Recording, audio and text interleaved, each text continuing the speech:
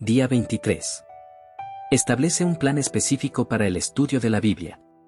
Una de las maneras de rendirse a Dios es a través de la lectura de su palabra, y este rendirse a Dios es una guerra contra nosotros mismos, contra nuestra naturaleza independiente y rebelde.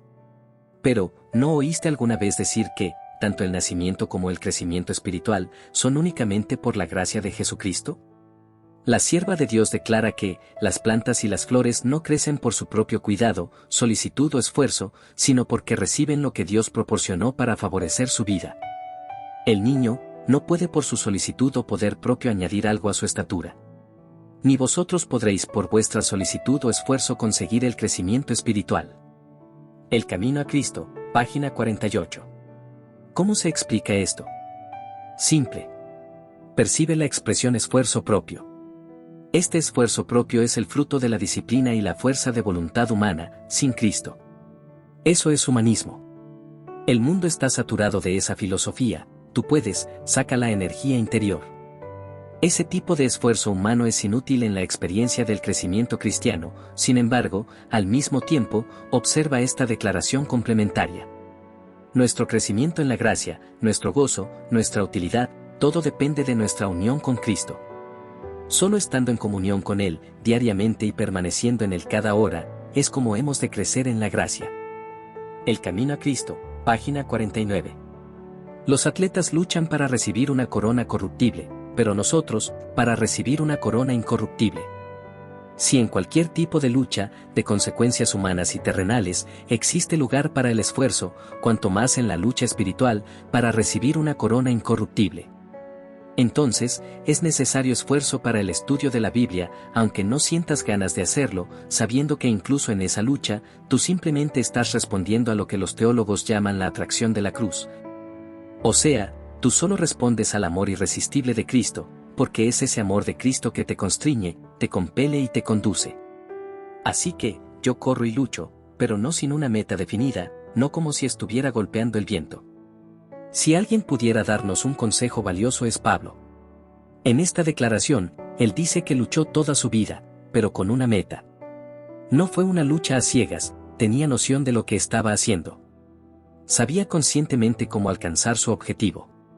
Por lo tanto, si deseas ser victorioso en el estudio diario de la palabra de Dios, establece metas y reflexiona en estos consejos que serán valiosos para alcanzar tus objetivos.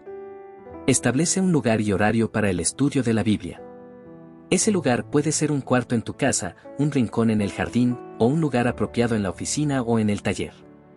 El ser humano es habitual, quiere decir que crea hábitos, buenos o malos, pero los crea. Por ejemplo, si te acuestas muy tarde, generalmente dormirás hasta tarde, pero si te obligas a levantarte temprano, al principio sufrirás y te resultará difícil, pero con el tiempo levantarte temprano se volverá un hábito. Cuando el salmista escribió, como ciervo que brama por las corrientes de agua, así mi alma clama por ti, mi Dios. Mi alma tiene sed de ti, Dios de la vida, Salmos 42, 1, 2. No creas que esa experiencia él la alcanzó de inmediato. Fue un buen hábito que cultivó con el tiempo. Por lo tanto, establecer un lugar y horario determinado para el estudio de la Biblia te ayudará a cultivar el buen hábito de encontrarte con Dios diariamente. Establece una meta específica. Puede ser que después de leer este libro, quieras cambiar el rumbo de tu experiencia con relación al estudio de la Biblia y te propongas muchas metas. Probablemente alcances tus objetivos al principio, pero con el tiempo te acabes agobiando y tirando la toalla. Estudiar la lección de la escuela sabática, leer la devoción matutina diariamente y hacer el año bíblico son buenos propósitos, pero empezar con todos al mismo tiempo puede desanimarte. Puede que al comienzo lo consigas por causa de la motivación inicial, pero con el transcurso de los días te irás agobiando. Lo mejor es empezar poco a poco. Empieza con poco. Cuando intentes crear un hábito saludable, ve poco a poco, de lo simple hacia lo más difícil.